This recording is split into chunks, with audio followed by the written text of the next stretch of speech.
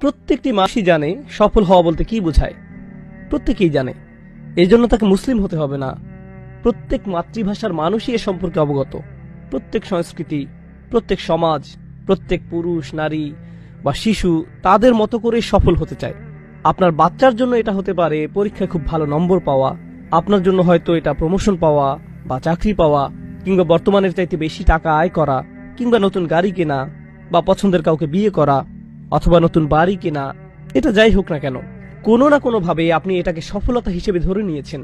যার এগুলো আছে, এরকম কাউকে দেখলে কোনো ভাবনা ছাড়াই তাকে দেখে আপনি মনে মনে বলেন, লোকটি বেশ সফল, উনি সফল মানুষ, সে কিভাবে এমন হলো। অন্যভাবে বললে, এটা হয়তো আপনি মুখে বলেন না, কিন্তু মনে মনে এটাই চলতে থাকে।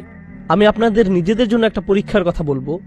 আপনি হয়তো আপনার এলাকায় হাঁটতে বেরিয়েছেন, একটি খুব সুন্দর বাড়ি দেখলেন। এটা দেখে কি আপনার চোখ কয়েক সেকেন্ড